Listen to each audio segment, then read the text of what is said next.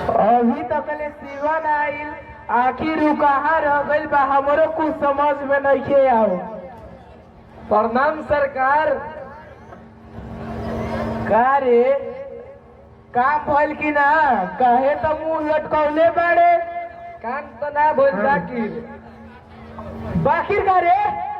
बाकिर मेन मौका पर एगो भूत भेटा गई, मार के हमारा लाठी से बुरा बुरा हाल कर ले बा।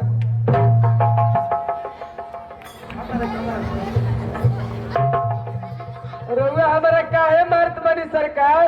ऐसे कि तोरा दिमाग के ताला खुल जाओ।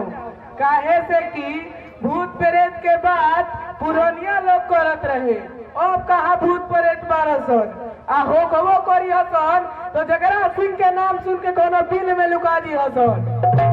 1100 मर्डर, 200 बलात्कार, 500 अपहरण कर चुकली, बाकी हमारा एको दिन भूत ना भेटाइल आ तोरा एगो लड़की लावे में भूत भेटा गइल।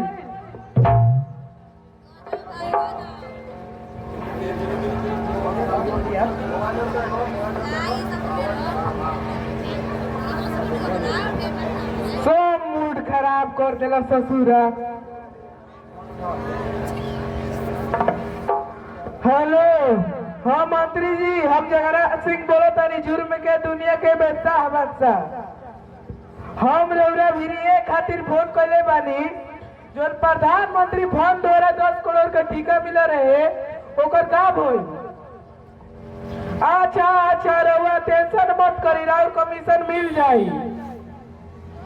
ठीक बा, प्रणाम। कसौ टेंडर हमारे के मिले के चाहिए।